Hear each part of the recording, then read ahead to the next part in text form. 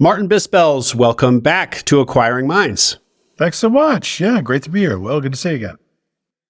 Martin, I first interviewed you back on September 7, 2021. So about 20 months ago.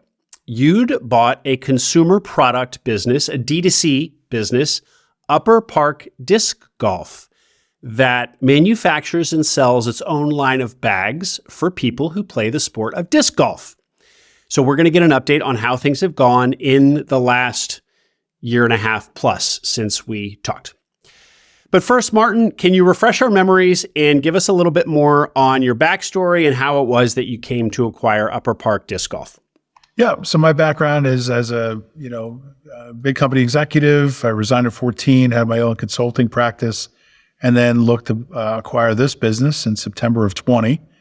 After COVID had really taken hold and looking for something new in the next chapter. So we acquired the business, my business partner, Jim, and I, in September of 20. The business had been around since 2011, but we liked what we saw, and so we thought we could take it to the next level. One of the striking things from that interview, Martin, was that you basically bought a business that, yes, while it had some history, the sales were literally at zero in the moment you bought it. And so was the inventory. So it had kind of come to an absolute halt. And while you saw a lot of good bones in the business, happy customers, a proven track record, solid products, a passionate founder, you were still going to kind of have to resurrect this business. And you were well on your way to doing so when we talked in September 2021. We literally talked the day after your 1-year anniversary of buying the business. So tell us, and in that moment, you were looking at revenues getting to about $2 million or over $2 million. That was your next big milestone in fall 2021. Can you give us a sense of where revenues are today? Yeah, so we haven't gotten quite there, but we're certainly better than we were our first year, which is good. Gross revenues definitely eclipsed $1 million.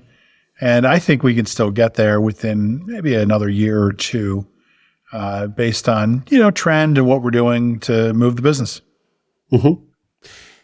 And in many ways, the business seemed like a very COVID-friendly business. It was D2C ecommerce, and it was in a sport that was an outdoor sport. And not only that, an outdoor sport where you don't necessarily have to be close to one another. For those who aren't familiar with disc golf, maybe give us 5 seconds or 10 seconds on what that looks like. And then my question will be, have you basically felt the slowdown in kind of COVID activities and e-commerce? Those two things that you were probably benefiting from, have you also felt a slowdown in? Yeah. So all of the things you said were true, in addition to the fact that disc golf was just exploding as a sport. It's one of the most popular sports, right up there with pickleball that everybody talks about. Mm-hmm. And still, even now, 5 new disc golf courses are going on the ground every day. So it's still growing very fast. And so we caught that wave. I would say that, we're still growing, but it's certainly been challenged, I think, partly just by the economy being very bumpy. It's just inconsistent, right? As you see a lot of e-commerce reporting and trends and benchmarks and all of this, it's just very bumpy, right? Mm-hmm. There's still strengths, areas of strength, but a lot of areas that are struggling for various reasons, supply chain, whatever, consumer behavior, et cetera. And so we're just sort of riding that wave, and we're kind of somewhere in the middle. Okay. And what does the sport look like?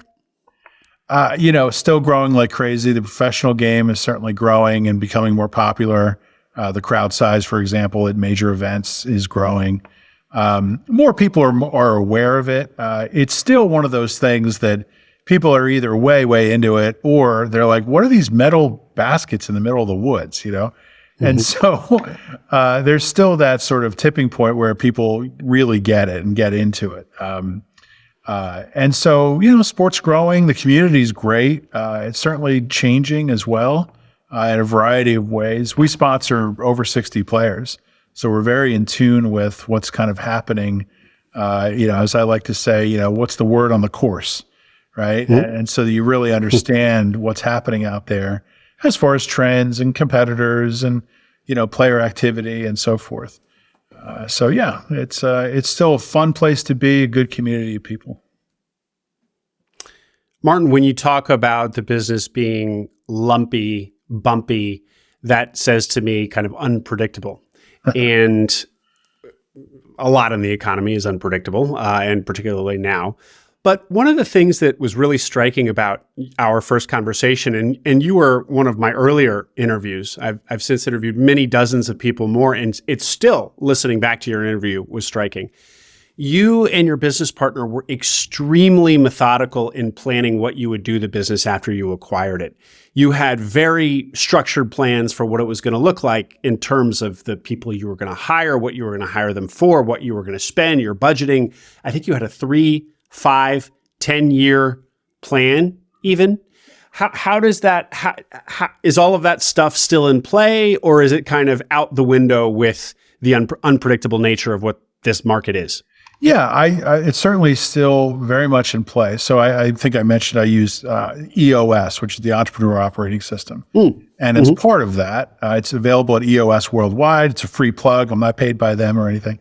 But I found it to be very helpful both with Upper Park, but also when I was consulting, and using it with my consulting clients. So it's a system of, tools and tactics to be able to run the business. And as part of that, right, having a 1-year, 3-year, 10-year goal and plans very specifically, not just revenue, but really what the business will look like, how we will operate. And we're still very much following that. And I find that to be very helpful because when things are lumpy, right, we have days that we're like, wow, we're doing great, or weeks or months, and other where we say, oh gosh, that wasn't what we expected. That is still a good anchoring point of where we're going and how we're going to get there. Specifically. So right down to quarterly goals, knowing what are the 3 most important things we're going to do this quarter. And what I find in working with, different businesses of all different sizes is, half the battle is getting all of the people to row in the same direction, right?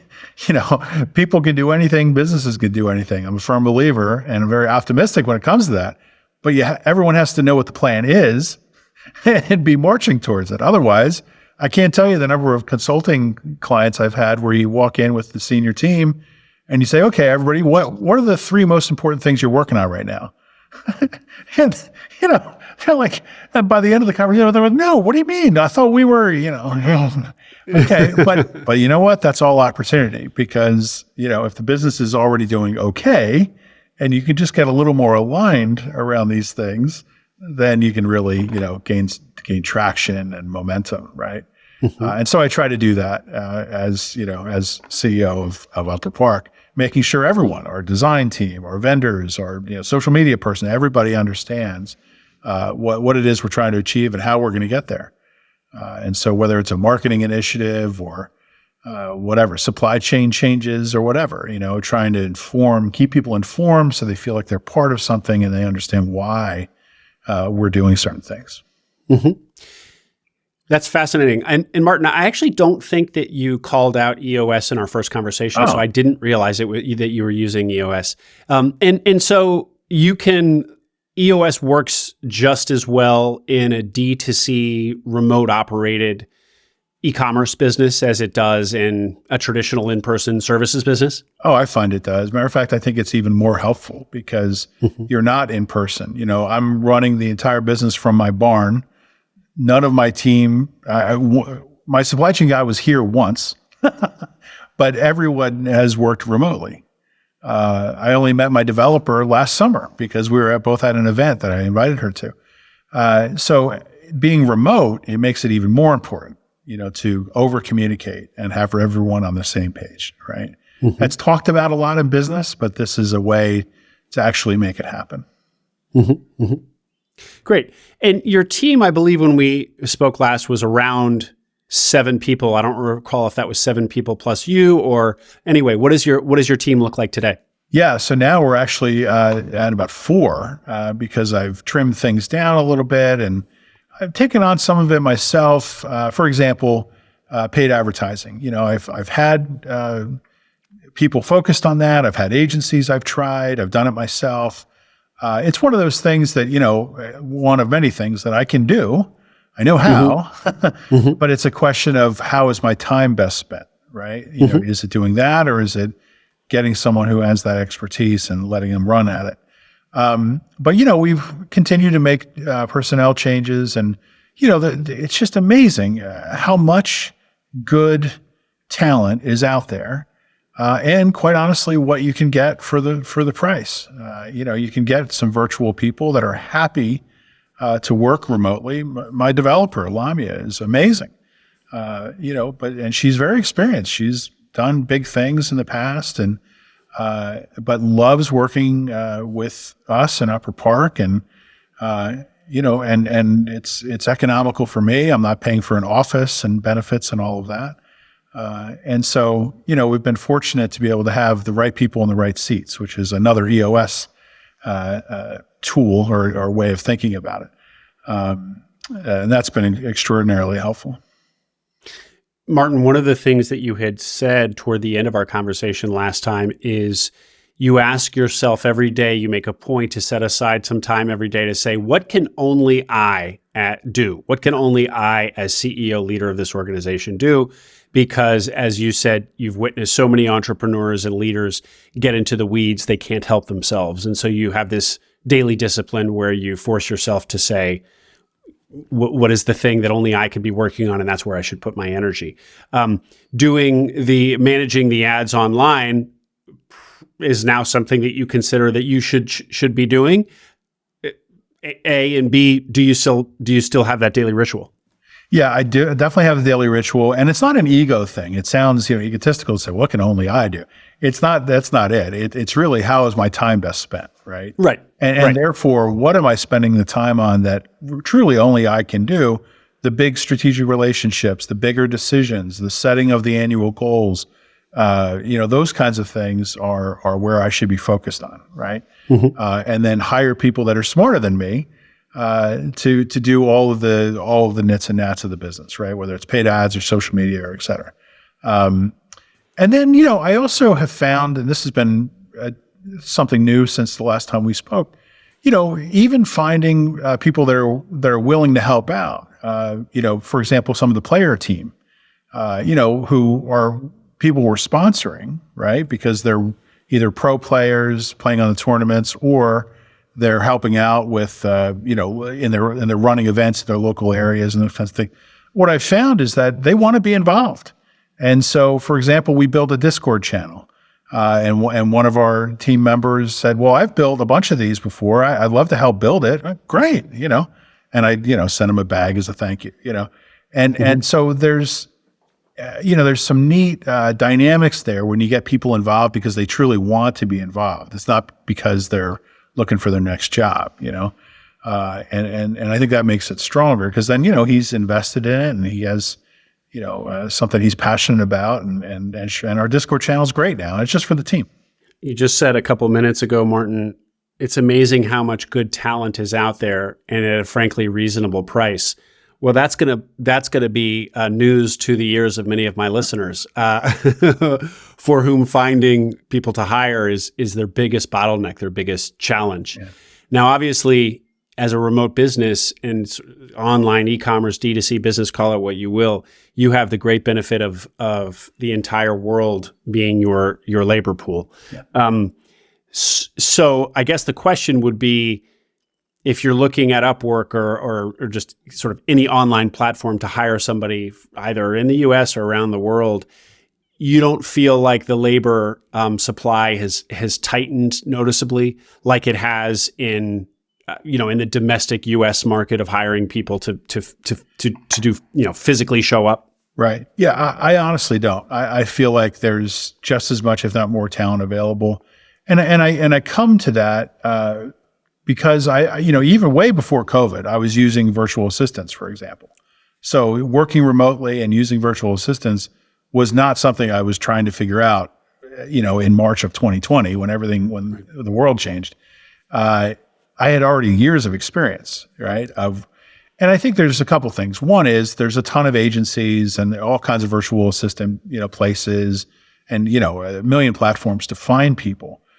But that's not the hard part. The most important part is giving people, clear accountabilities, clear understanding of what's expected of them.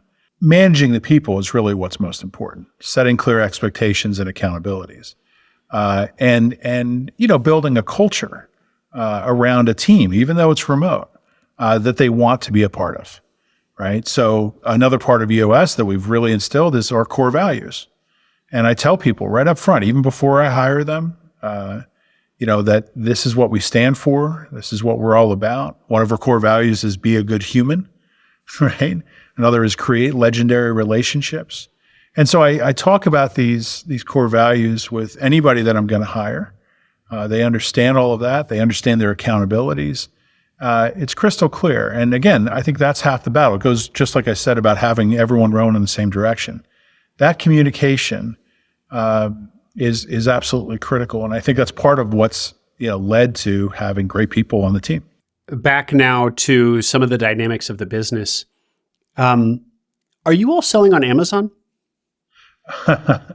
We're not. And the reason I laugh is, I think I shared before that I am not a fan of selling on Amazon.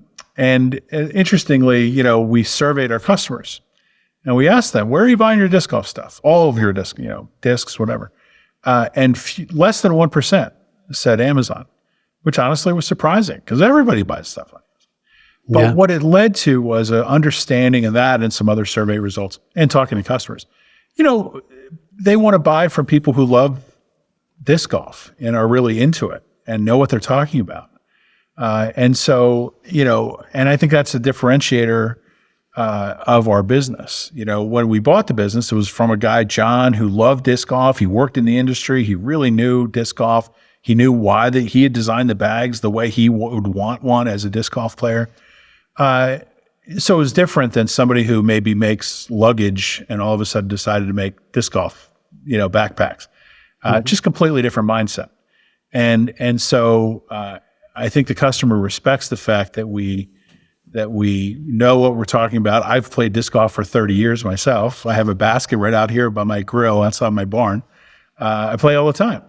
And so I think the customer can kind of feel that. It certainly comes through in our social posts, and the way we support the team and the way we support a nonprofit, a disc golf related nonprofit called You Play Disc Golf, where I'm president of the board of directors. And it comes across in our customer satisfaction, and which is 98%, which I'm very proud of. And so, I think we can sell on Amazon perhaps just as a way to get eyeballs. I almost look at Amazon as TikTok advertising, right? We've done our fair share of, Google and Facebook Meta advertising, and TikTok, in my opinion, is still good for brand awareness, but not necessarily conversions. And I think Amazon is kind of the same. I think it's a way to be out there. So we might list a few items there, but it's mostly going to be a D2C play. That's great. On the point about e-commerce and passion products or passion industries, I've looked at a number of e-commerce deals, Martin, and although not one like yours, and so maybe I'm going to answer my own question, but I often ask myself when I see some of these businesses, even if they're D2C, it's not clear to me why they continue to get traffic. It's often not clear to me why they continue to get traffic and customers instead of Amazon. Because what they might be selling, if it's not their own product, if it's not their own branded product, for example, but they're a store for X category, why they what value proposition they have over Amazon. And you might say, well, they're going to be people who don't like Amazon. Okay, but that's not a strong enough value proposition for me. You might say that there's some legacy buyers who have just been buying from the same e-commerce store forever. Also not strong enough for me. Do you have any thoughts on this question and e-commerce broadly? I guess what I'm trying to draw you out on, there will be a lot of people listening who have looked at e-commerce businesses and what they can learn from your experience in buying an e-commerce business versus the many that you see for sale out there. Yeah. So I think, you have to do a lot of things right. And it's difficult. I'm not going to sugarcoat it. And I think differentiating from what else is on Amazon, when I was at QVC, when I led sales there, we would talk a lot about the difference between buying and shopping. And Amazon is very much a buying. I need deodorant. I go on, I'm on there for 30 seconds. I click, and I'm done. That's not a shopping experience. And believe me, I know this is soft, right? It's a soft reason. But I do think that there is something about the experience, like I said, of buying from people who know what they're talking about. Yeah, Amazon's site is very, it's very sterile, right? It's all about efficiency and God knows they've tested it a million ways to know what the best click-through rate and all of that. I think an e-commerce business on a Shopify platform, for example, can tell the story better. I think can relate to the community. We have great UGC, for example. We have videos of our players reviewing the bags. There's a sense of, a real sense of brand that comes through on an e-commerce site that you just can't replicate on an Amazon. So I think that's part of it. And Martin, another thing that a lot of the listeners will be contemplating is if they were to buy an e-commerce business or already have, or frankly any business, buying a second one and a third one, perhaps, and maybe building a portfolio or a small holdco. You had M&A experience from your corporate years, then you did this deal, you kind of, as an entrepreneur, you did a deal.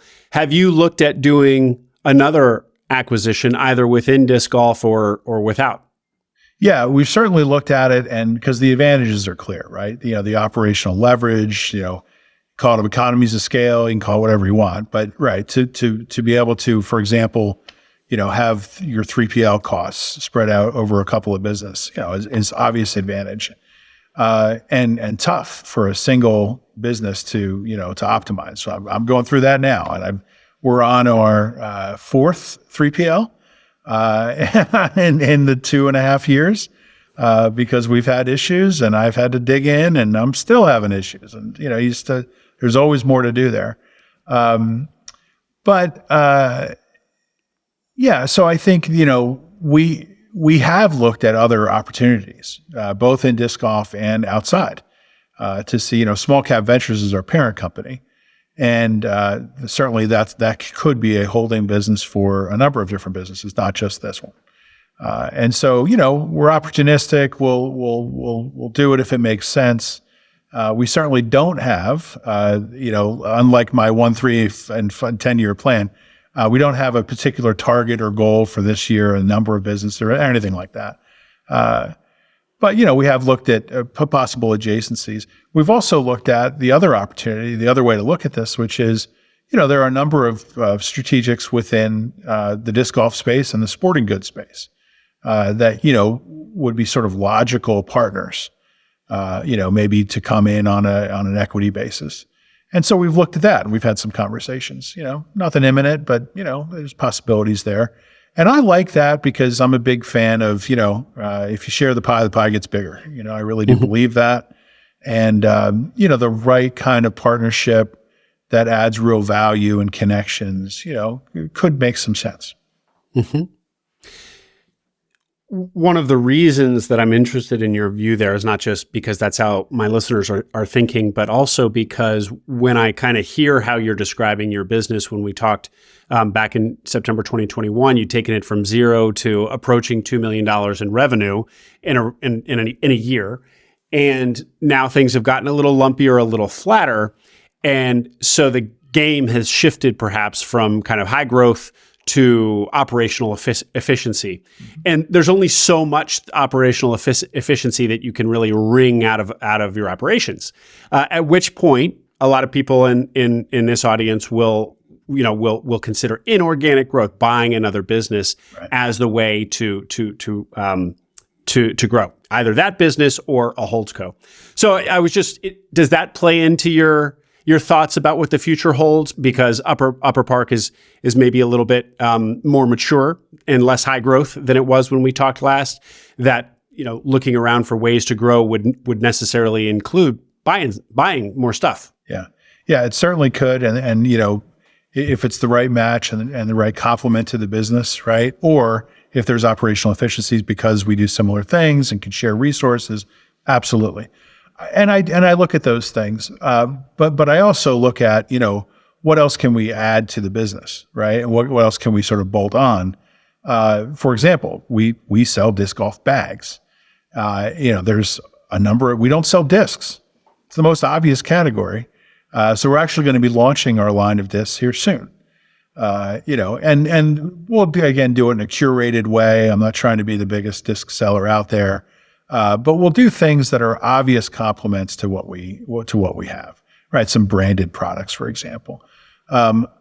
Another way to grow that's sort of in the partnership category that I really like is having other Shopify store products on our site, right? Basically through a dropship kind of platform.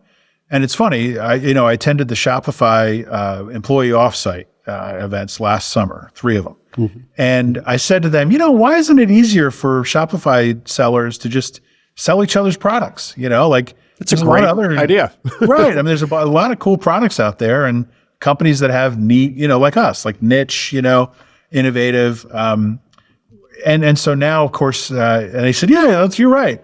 Well, I don't know if it existed back then or not, but now we've actually discovered there's an app called Caro, Caro, that allows us to do just that. And there's thousands of products in their marketplace, and the tech is good, and they make it very easy. So we just added some apparel and some gear items, as a way to broaden our assortment, right? And if you give the customers more to look at and more to shop for, it's going to bring more traffic and engagement, mm-hmm. and you'll sell more bags, So we've been leveraging that. That's very recent.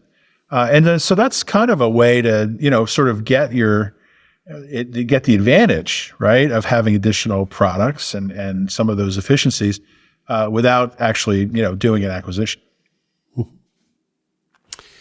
I want to tie this back into this distinction you made between shopping and buying, and I think it is probably self-explanatory, but indulge us and give us that framework for thinking about those two activities differently. Yeah. So, I think any kind of commodity product, it's really just about price, and you don't really care what brand of deodorant you're going to use. Maybe there's some ingredients you care about, but not really. And it's whatever's on sale. Fine. That's very different from, the kinds of products that we sell, and also that I remember, from my days at QVC, where, there's a story, there's a founder story, there's an origin story of how they came up with the product and how it's made and where it's sourced. And, one of my favorites is a guy that I've recently run into is he has a honey farm in Colorado, and he has 150 hives, and he makes this amazing honey. It's called Frangiosa Farms. And the guy, Nick, is the owner, and he's just the nicest guy. And he's got the handlebar mustache, and, and his kids help him, on the farm. And so there's really something special about that, and feeling, when I have his honey, I feel like there's a real connection there, as opposed to just, whatever honey is in the supermarket aisle, Mm-hmm. And I think that's a real difference. I like those kinds of things. I like supporting businesses that I like and admire and respect. I feel like my life is richer when I have those kinds of products and stories, in my life. And I think, most people are the same, But again, there's other times when I know what I want. I just, send it to me and it'll be here tomorrow. Great. Mm-hmm. So to me, that's the difference between shopping and buying. And I think, again, it's the power of brand, right? It's really just comes back to building a brand, explaining your brand, living your brand values. That's just critical. Well, at the risk of overstating this or overanalyzing it, I wonder if there's, for people interested in buying an e-commerce business, if there's a thesis or at least a criterion of look for D2C businesses that are what you just described, that are kind of founder-owned, led. The brand proposition is really clear and strong, and there's kind of craftsmanship behind it. All of the things that we associate with craft and quality, but which are frankly very lacking in the world of e-commerce, because there's so much. At least it's less so now, but for years there was so much drop shipping and so much the Amazonification of everything, and nearly every product category was just commoditized to death. But I wonder if that resonates with you? Kind of if people out there are interested in buying an e-commerce business, if it should be something like what you described, something where there's a real brand there and a real founder story behind it, as opposed to something more commoditized. I think so. I mean, first of all, it's more fun. Yeah. If all you're doing is chasing price, it's short term. It's not a lot of fun. You're under constant pressure. The margins suck, and so that's not a fun way to run a business. So I stay away from those things, both when I was consulting and certainly with Upper Park. Now, you can certainly still deliver a strong value, right? We're very tight on our operational efficiency. I've, worked closely with the factory, our supply chain, the 3PL, everywhere to make sure the value chain is all there so that we're offering a great value to the customer. And part of that is looking at competition and understanding where you sit, your pricing versus theirs, all of that. And the product, the merchandising itself. We introduced a new bag model because I wanted something around that $100 mark, which we didn't have. And so, to be a player in the full range of the market possibilities, we're never going to make a $20 bag, but we wanted to have something more at that $100, more entry level kind of, you're serious about disc golf, but you're not ready to spend $250, right? So it goes right through to your merchandising. But yeah, looking at the criteria like we originally looked at of, something that's not a commodity business, something that's on trend, something that has decent margins, but you can offer a strong value, something with a strong supply chain available, and we've been very fortunate there, and we've improved that substantially since we bought the business.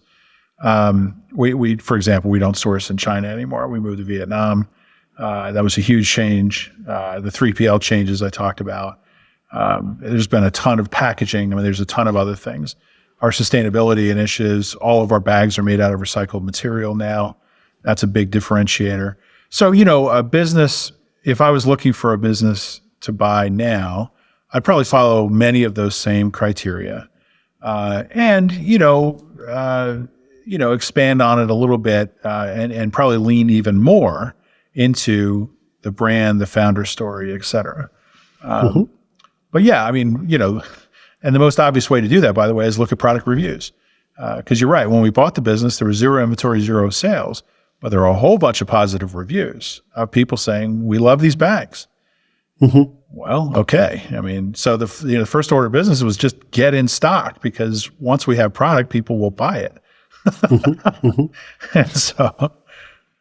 And how big was the list of customers when you acquired the business? You could immediately send them an email and probably start driving revenue. Yeah. Hey, we're back in stock.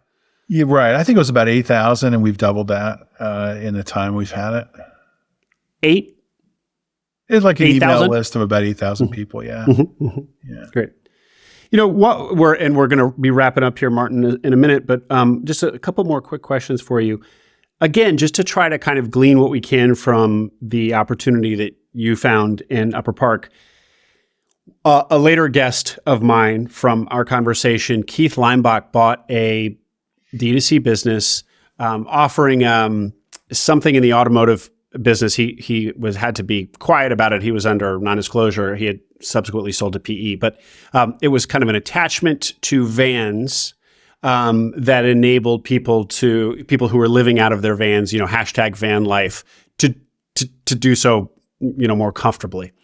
So similar to yours, it was a D2C product. It was a product that had been designed by the founder, a product person. It was selling into, if you will, a hobby community. Van life people, it's a way of a lifestyle brand. Definitely a community there. Yeah. Yeah. And people were passionate about the product, and it did very well. And as I said, he sold after a short amount of time of ownership to private equity. So I guess the other thing here is if you can identify communities or lifestyle brands, things where people are really passionate about something, because if you have a product that they like, it probably travels quickly. There's probably a word of mouth effect there that there isn't when it comes to, as you said, deodorant or whatever other commoditized product. I'm just struck by the similarities between the two products that you and Keith bought. Care to respond to that? Absolutely. So, look, the way we buy products, most humans, is, we have an emotional connection and then we justify it. And to justify the purchase, we have that, oh, wow, that's cool. And a lot of that has to do with identity, right? Who am I as a person? How do I want to portray myself to the world? And we do that through the products we buy, right? And so, the van is this embodiment of your personality and your identity, right? And so, understanding that and then, communicating back to brand, communicating what it is that we stand for, right, with our core values. And our social media showing, it's not just here's a product, buy it, or here's a product, here's a sale. It's, this is what we stand for. This is how we live. Here's examples of our players or us, living the disc golf lifestyle, right?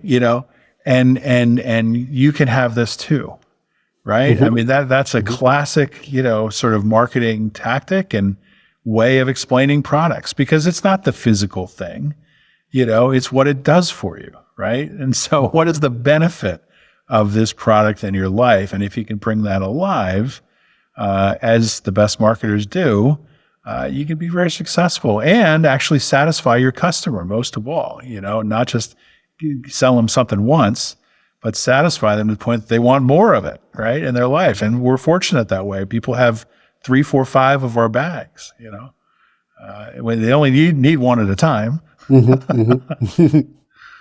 Excellent. Let's get into the mechanics of e-commerce for a minute, because you've said 2 interesting things that, again, I think people listening who might be interested in e-commerce would like to learn from you about. Moving to Vietnam. So we're hearing about this disentanglement between the U.S. and Chinese supply chains for all kinds of geopolitical reasons we don't need to go into. Also because China's just gotten expensive to the point where the China of 2023 is Vietnam and so on. So anyway, I've heard about this. I've seen headlines about this, but you're the first person I'm talking to who's actually moved their supplier, their manufacturer from China to Vietnam. Give us a couple minutes on what that looked like. Yeah. So, from the very beginning, honestly, when we acquired the business in September of 20, I knew that I wanted to make this change. And it was a matter of finding the right manufacturing partner. And so we did that through our design team, who's wonderful connections. And, our design team is just fantastic. They're veterans of the space. And it's all about relationships and experience, right? And so, sure, anyone can go on Alibaba and find somebody to make something for them.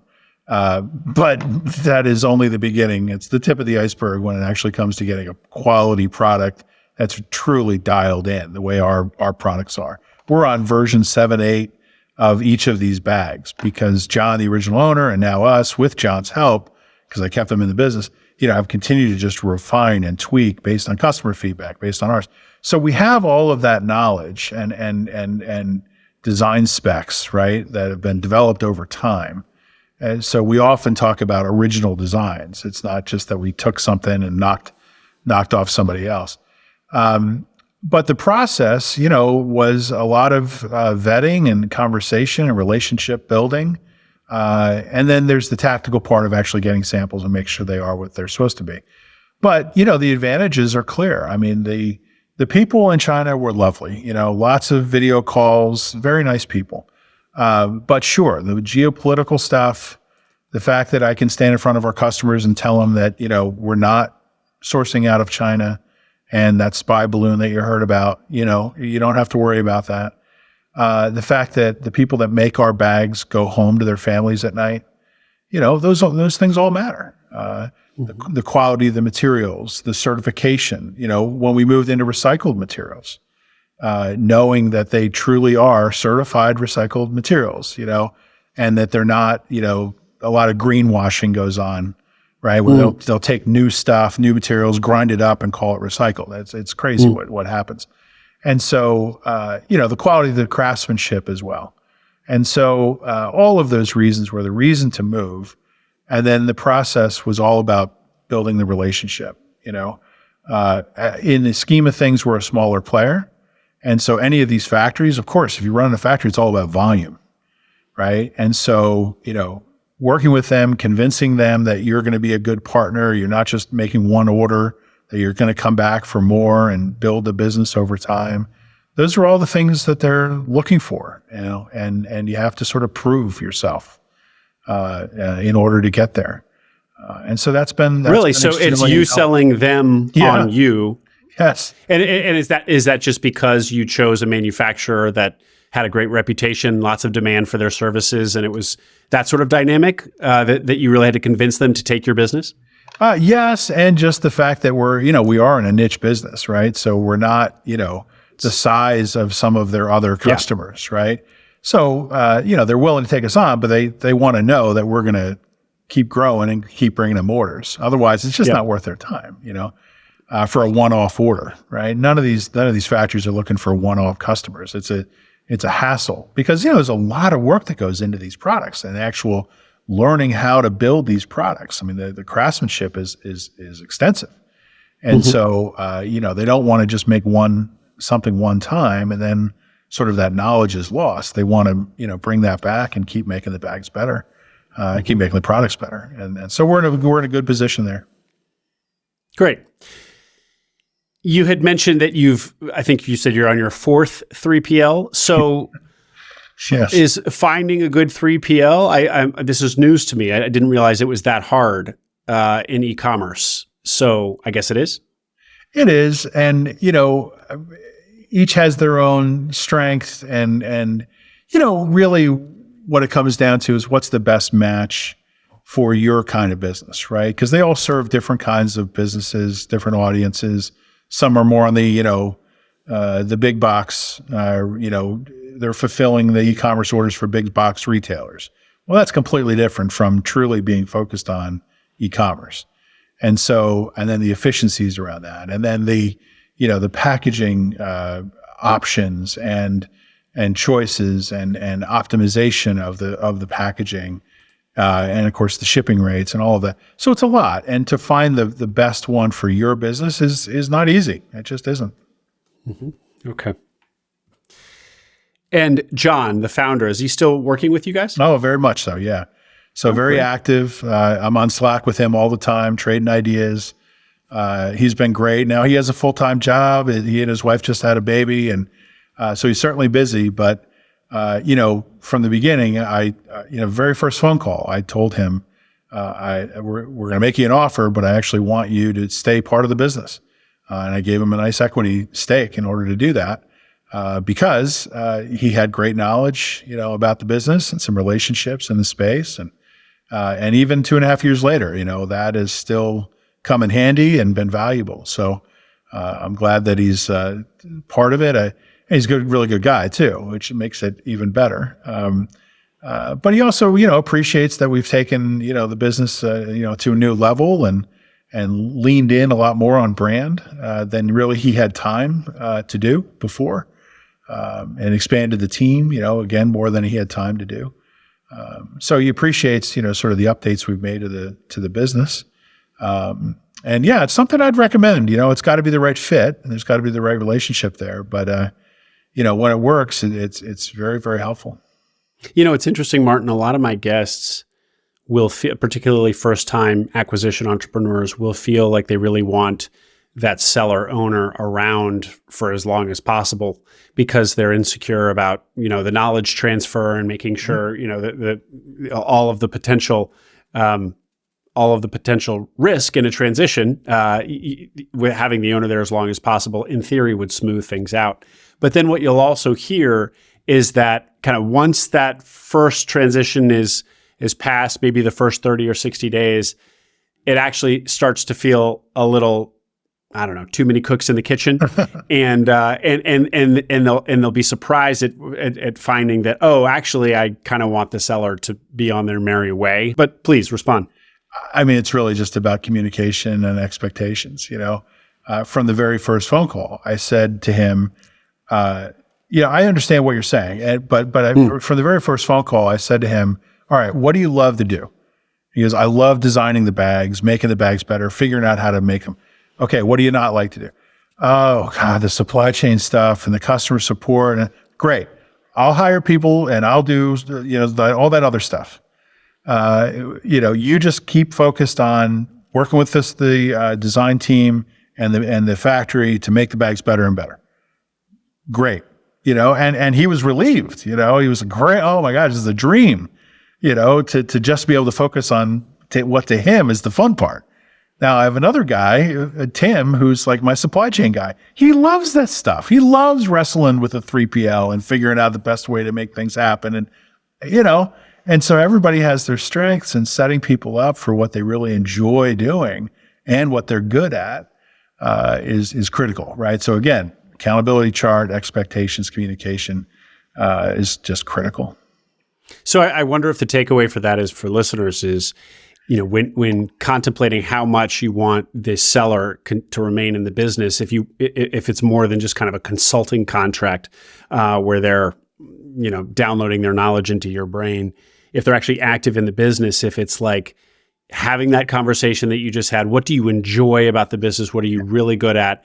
And then setting a really bright red line fence, if you will, around everything else. And they can't really say, okay, if you're really into sales, you can continue doing sales and let me do everything else or something like that. Just redefine where they'll sit in the organization and allow them to do what they love and less of what they don't love. But that also means that they can't really, you guys won't be stepping on each other's toes there. Yeah, and right, and just being, now he can certainly make suggestions, and he does, and I'll ask him, hey, here's a marketing idea. No, he's he's a marketing guy in his other job, in his other position, and so he certainly has marketing knowledge, and so I'll bounce ideas off of him and things like that, and he'll suggest things, but he understands the dynamic that ultimately, he's going to suggest stuff, but that's not his wheelhouse, and that's not what, ultimately I'm going to make the decision. That's all. It's just clear communication. Yeah. Mm-hmm. Martin, anything I didn't ask that you would let the listeners know about where you are and Upper Park is and the whole process? No, I think we covered it. I think just e-commerce will continue to evolve. I still think that, D2C has a place. And I think with the right brand story and the right operational efficiency, you can be very, very successful. I don't think everyone has to just give it up and say, well, we're just going to sell on Amazon. I don't think that's true. And matter of fact, I think over time that's going to be less true. So I still believe in D2C and in brand and in storytelling and in the connections that you can have with people through products. And so I think, I would encourage anyone who's looking to do it to lean into those things, and when it works, it can be incredibly rewarding. Great note to end on. And if people want to get in touch with you, Martin, any questions? Is email still your preferred way? Yeah, sure. I'm Martin@upperparkdiscgolf.com. Yeah, great. Thanks for coming back on, Martin. It's been a great update. Appreciate your time and your sharing all of this with us. You bet. Well, thanks. I hope you enjoyed that interview. Make sure you subscribe to the Acquiring Minds channel below. We are now publishing twice a week, so tons of new interviews and stories to come, stories that will help you along your own path to acquiring a business.